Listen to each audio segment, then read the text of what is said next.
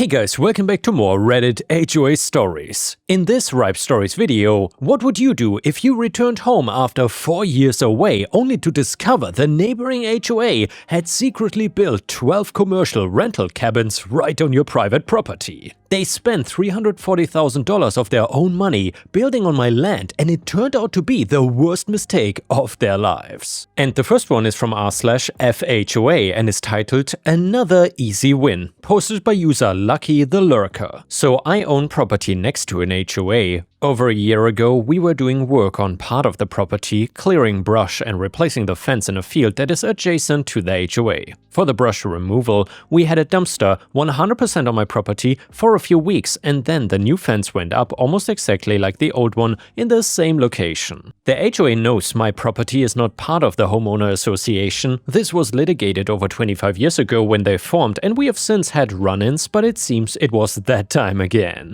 It seems like every 7 to 10 years there's a new board that refuses to acknowledge historical facts. We received notices about the dumpster, which were promptly replied to, stating the property in question was not part of any HOA. This of course didn't work, and they attempted to assess fines, which received a cease and desist, which they didn't reply to. Instead, they continued to assess more fines daily for the dumpster without further notice. They sent another letter and fine for the unapproved fence, which received another cease and desist from us, which was then ignored. They of course filed the judgment and requested a lien, which we counterclaim for harassment and disruption of ongoing business activities. And well, what can I say? The hearing was today, and of course we won another chunk of change from them, but I still have to pay my lawyers. Even with legal fees and court costs though, I'm coming out ahead.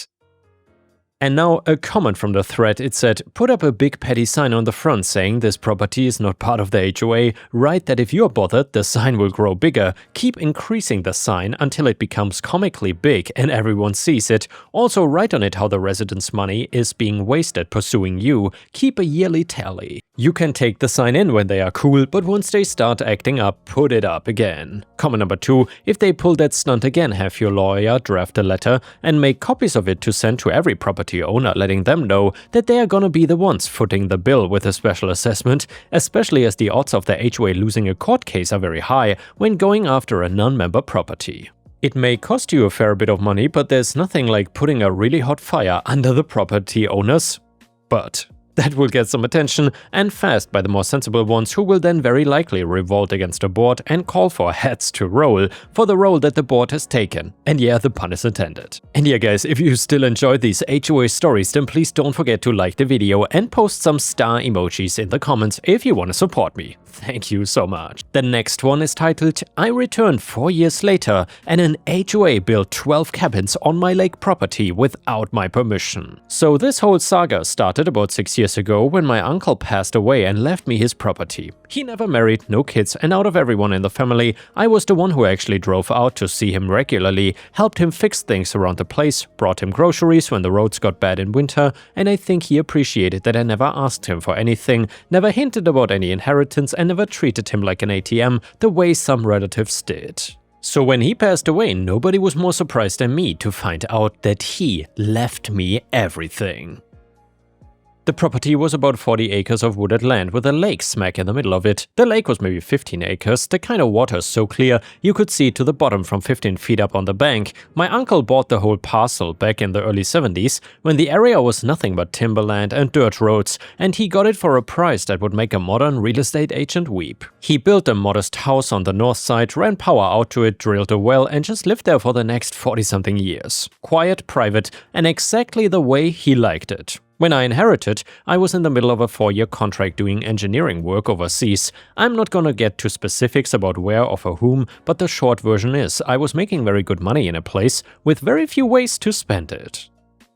My plan was always to come home eventually, fix up the property, maybe build a new house and use it as a base. But in the meantime, I just kept paying the property taxes and told myself I would deal with everything when my contract ended. Now here's the background that makes everything else make sense. About a decade before my uncle died, a developer bought up a big chunk of land bordering his property to the east and south. They put in a subdivision, let's just call them North Korea Estates. Nice homes, mostly in the $400,000 to $600,000 range. The developer marked it as a lakeside community, and their brochures were full of gorgeous photos of the lake, sunset shots with kayakers, morning mist on the water, the whole fantasy. The thing was, the lake was not on their land. Not a single square foot of shoreline belonged to the subdivision, it was entirely on my uncle's property. The developer had asked my uncle for permission to photograph the lake for marketing purposes, and my uncle said sure, he was that kind of guy. He let the North Korea Estates folks walk down to the water, fish, swim, whatever.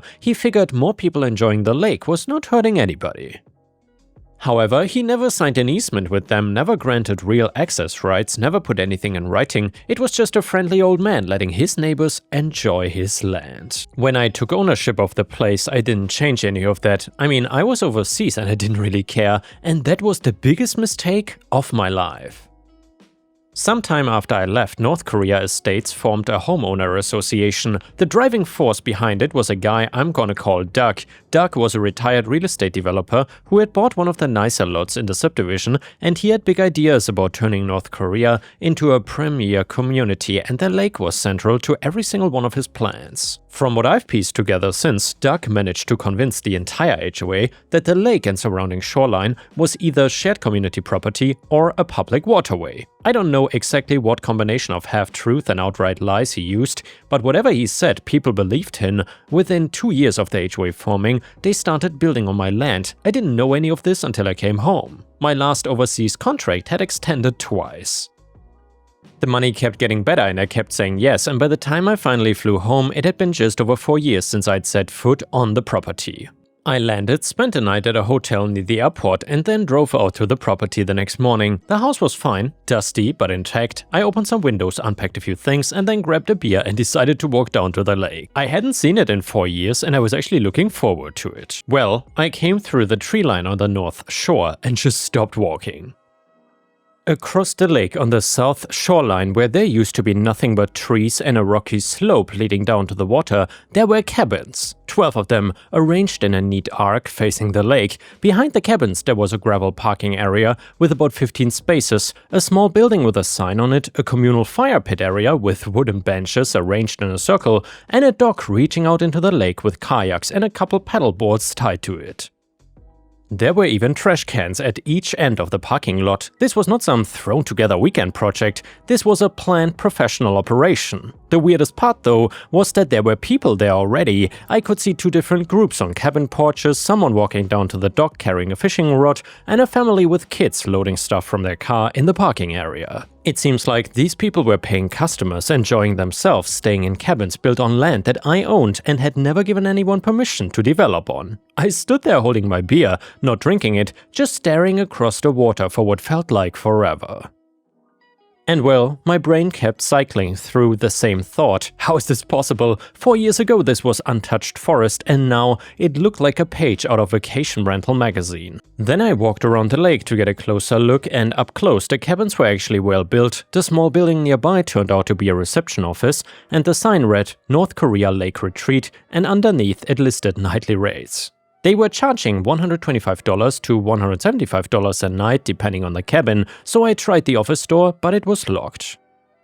I walked back around the lake, went home and started making phone calls. First call was to my attorney. He handles property law along with some contract work, and I described what I found, and there was dead silence on the line for about 10 seconds. Then he said something I'll never forget. Don't talk to anyone, don't touch anything, don't confront anybody. Get me your deed and survey and let me work. Over the next 2 weeks, my attorney tore into the research and I did my own digging. And surprise, surprise, the property survey was clear as day. The entire south shore where the cabins sat was more than 100 feet inside my property line. There was no ambiguity whatsoever. My attorney pulled the county building permits and found that the HOA had applied for permits to construct recreational structures on what their application called HOA Common Area adjacent to North Korea Community Lake.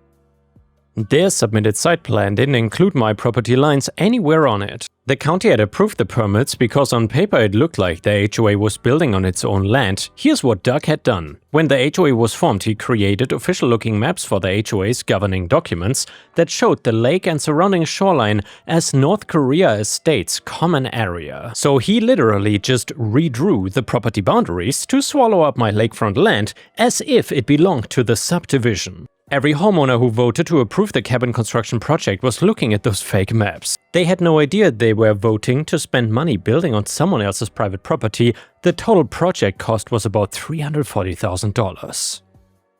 Funded through a special assessment, every North Korea household paid between $8,000 and $12,000, and Doug promised them the rental income would pay back the investment within 3 years and then become a revenue source for the HOA indefinitely. And Doug personally managed the cabin rentals, paying himself a 15% management fee. The operation had been running for 2 full rental seasons, and my attorney got the HOA's financial statements, and the numbers were real. About $180,000 per year in gross rental revenue, $360,000 in total. Doug had collected about $54,000 in management fees over that period. So to put it all together, a man I'd never met drew fraudulent property maps, used them to convince an HOA to spend $340 building commercial rental cabins on my private land, and ran the rental operation for 2 years while paying himself generously. And at no point did anyone do a basic title search to confirm who actually owned the land, so I asked my attorney what my options were. He laid out 3 paths. Option 1 was to demand demolition and full restoration of the land. This would cost the HOA a fortune and would leave me with a torn-up shoreline and a bunch of construction scars that would take years to heal. Not ideal. Option 2 was to sue for trespass damage and a share of the rental income. This would probably work, but would take years in court, and I would be fighting an HOA with a legal defense fund while paying my own attorney out of pocket the entire time. Option 3 was what my attorney called the elegant solution. Under our state's property law, when someone builds permanent structures on another person's land without permission, those structures become the legal property of the landowner. It's called the doctrine of fixtures. The cabins were built on permanent foundations connected to a septic system and had electrical hookups. These were not just pop-up tents, they were permanent improvements to my land, and by law, they belonged to me. So we went with option 3. My attorney sent the HOA a letter. And by the way, Ripe Stars, if you would be in this situation like OP, what would you have done? Which option would you have picked? Or would you have done something different entirely? Let me know in the comments. Also, let me know where you are watching from today. Professional, factual, no threats. It identified me as the property owner, included the deed and survey, and noted that no permission had ever been granted for construction, and informed the HOA that all 12 cabins and associated structures were my legal property under state law. The letter gave them 30 days to respond and requested that they cease all commercial operations on my property immediately. Doug responded personally in 3 days. Not through a lawyer, which was a spectacular mistake. He sent an aggressive letter claiming the land was HOA common area and that I'd abandoned the property by being overseas, and that the HOA had every legal right to build on community land. He threatened to sue me for harassment and interference with HOA business operations. He also wrote, and I framed this part, that even if the land was technically mine, the HOA had invested in improvements and was therefore entitled to compensation and continued use. But Doug was not content with just a letter. 2 days later he showed up at my house. He introduced himself and immediately launched into how I was making a huge mistake. He said the community had spent years developing the lake area and that I should be grateful they had improved the value of my land. He actually used the word grateful, and then he suggested I should consider myself lucky the HOA was willing to negotiate instead of just claiming adverse possession. I asked him if he had ever done a title search before spending $340,000 of other people's money on construction. He waved that off and told me he had been in real estate for 30 years and knew how to read property maps. I said, apparently not, since his maps showed my land as HOA common area when the county records clearly said otherwise, and that is when he got condescending. He leaned on my porch railing, looked me up and down, and said something like, "Look buddy, you've been gone for years. You pop out of nowhere and think you can just take what this community built? These people put their hard-earned money into those cabins. You think any judge is gonna let you waltz in and steal from them?" I told him that was exactly the problem. These people put their money into cabins on my land because he drew fake maps that told them it was theirs. That makes him the person who owes them an explanation, not me. He went red and told me that I'd be hearing from his attorneys. I told him he should probably actually hire some before threatening me with them. He left without saying another word, which was the smartest decision he had made during his entire ordeal. My attorney sent a second letter. This one was less friendly. It included a full title history going back to my uncle's original purchase, my continuous property tax payments throughout the entire time I was overseas, and a formal notice that if operations were not ceased and a resolution was not reached within 30 days, I would seek an injunction, treble damages for willful trespass, and criminal referrals for fraud based on the falsified property maps. That second letter did not land well with Doug. It landed with the HOA's insurance company, who promptly hired an actual attorney to represent the association. That attorney reportedly spent about 15 minutes reviewing the situation before telling the HOA board they were, in his words, in an extremely unfavorable legal position. The HOA's attorney called my attorney, and the tone was completely different from Doug's angry letters.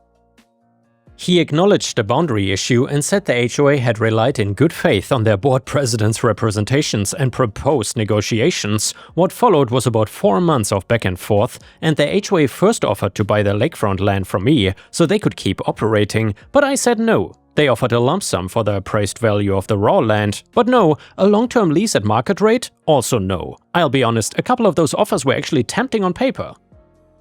The lease deal in particular would have been guaranteed income without me having to do any work, but my attorney kept reminding me that I was negotiating from a position of total strength. They had built on my land and the structures were mine by law. Every day they continued operating was another day of damages accumulating. Time was on my side, not theirs, and what I wanted was straightforward. Acknowledge that the cabins are my property, cease all operations, and vacate my land. Pay damage for 2 years of unauthorized commercial trespassing. Doug fought it every step of the way. He tried to rally the homeowners against me, sending out HOA newsletters calling me a so-called absentee landlord trying to steal what this community built with its own sweat and money. He even organized a community meeting where he stood up and told everyone I was trying to destroy the HOA. The unintentional comedy of a man who built on stolen land, accusing someone else of stealing, was apparently lost on him. He even tried getting the local media involved, and he called the county newspaper and pitched a story about a big bad landowner trying to take cabins from hardworking families. The reporter actually contacted me for a comment, and I simply directed her to the county property records. She pulled them, compared them to the HOA's maps, and the story she ended up writing was not the one that Doug wanted. The headline was something about an HOA building a resort on private property without permission, and Doug's name was mentioned multiple times. That article basically ended whatever public sympathy campaign he was trying to run, but the homeowners were starting to figure things out on their own. A few of them pulled actual county property records and saw the real boundary lines. They compared those to Doug's HOA maps, and the discrepancy was obvious. Word spread through the neighborhood fast, and by the end of the month too, North Korea homeowners were more furious at Doug than they were actually at me. One of the HOA board members actually showed up at my door one evening during this whole mess, and she was one of the original homeowners who had voted for the cabin project. She told me that when Doug presented the plans, he showed maps that clearly marked the South Shore as HOA property. She said nobody on the board questioned it because Doug was a real estate professional and they trusted his expertise. She apologized and said most of the neighborhood understood this was not my fault. I appreciated that conversation more than she probably knows. The settlement came together in month 4. The HOA formally acknowledged that all 12 cabins and associated structures were my property, and they agreed to pay $95,000 in damages for unauthorized use, funded from the HOA's reserves. Doug was personally required to repay his $54,000 in management fees, and the HOA was permanently prohibited from any use of my property without a written agreement signed by me. Doug refused to accept the settlement, and he refused to step down as president. He refused to repay the fees. He kept telling anyone who would listen that I was a scammer and a thief who was stealing from hardworking families. The HOA called a special meeting and voted to remove him from the board. The vote was 87-12. His own neighbors looked him in the eyes and voted him out. After he was removed, 3 homeowners filed individual fraud lawsuits against Doug over the false maps and the special assessments they had paid based on his misrepresentations. I heard he eventually settled those, but between the $54,000 repayment, his own legal bills and the settlement costs, the financial damage was severe. He sold his house in North Korea HOA estates and moved. His wife apparently was not thrilled with how things turned out, and with the settlement finalized, I took stock of what I had: 12 fully constructed cabins with furniture, a reception office, a dock with watercraft, and a parking area, and even a fire pit setup. All sitting on my lakefront property, already connected to utilities and ready to operate. Someone else had spent $340,000 building it, and I owned every bit of it. And yeah, finally, I listed all 12 cabins on Airbnb. The first season was a learning curve. I had to replace some furniture that was falling apart, fix a few plumbing issues the HOA had neglected, and completely redo the Wi-Fi because whatever Doug has set up was garbage. I also cleared a proper trail from my house down to the lake so I could access the cabin site without driving all the way around. Even with the startup cost though, that first season brought in about $140,000 in gross revenue. After expenses, platform fees, insurance, cleaning costs and taxes, I cleared around $85,000. Second season was significantly better. I hired a local property management company to handle check-ins and cleanings, invested in quality bedding and amenities, and got professional photos taken of each cabin and raised the rates slightly. Revenue jumped to about $195,000, reviews were overwhelmingly positive, and the guests loved the lakefront setting, the privacy, and the clear water.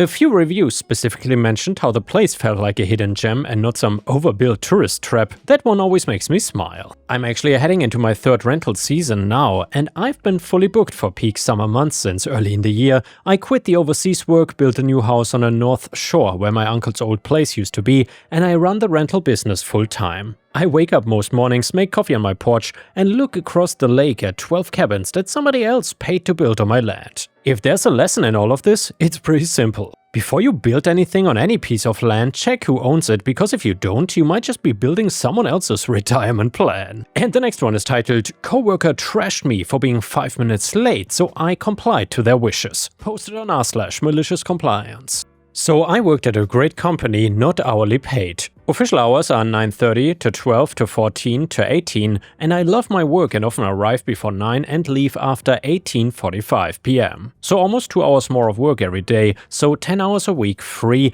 but gladly done. I really enjoy what I'm doing. One day, for my lunch break, I went to have sushi, but the cashier made a small mistake with the bill, and we had to stay a few more minutes to regulate it, so I came back to work at 14:05, I left at 13, so it was 5 more minutes more than the usual lunch break. A girl who works there, not my boss or any kind of supervisor, trashed me for being late, not being respectful, yada yada, and I was really pissed. I mean, I'm no child, we're not at school or something, and my job was always done and with my client satisfaction, so the next day and the following week, I arrived at 9:30 precisely and left at 18 o'clock on the clock. My real boss was quite annoyed because, well, I worked way less than before and I explained the situation. I don't know what happened to her, but she never trashed anyone after that. Edit, she repeated a lot, "Time is time." So the compliance is really, okay, time is time. And the next one is another beautiful malicious compliance story. This one is titled, "My girlfriend spent 2 years telling me I say yes too much and then asked me to dog sit for a week." So this requires a bit of context. I am by nature someone who agrees to things, not because I'm a pushover exactly, more that I just find it easier to say yes and adjust than to push back and deal with the fallout. My girlfriend Claire found this genuinely frustrating. For roughly 2 years she made it her personal mission to get me to say no more often. She said, "You're allowed to have preferences. Stop agreeing with things you don't actually want. Just say no sometimes, it costs you nothing." She meant it kindly, she brought it up maybe once a month, sometimes more, and she framed it as personal growth and said it was something she admired in people who could do it cleanly without guilt. She was so consistent about this that it started to actually rewire something in me. I began to notice, then questioned and occasionally declined things. Small stuff at first. I said no to a friend who wanted to borrow my charger for 3 days. I told my cousin I wouldn't make it to his thing. It felt strange, but Claire was genuinely proud every time I reported back. Then, in late February, her friend needed someone to watch her dog for 8 days while she visited family. Claire asked me if I could do it, and I want to be clear that I thought about it for a real amount of time. I considered the dog, the 8 days, the fact that I don't particularly enjoy dogs in my space for extended periods, and the 2 years of dedicated coaching I'd received from her on this exact type of moment. So then, I said no.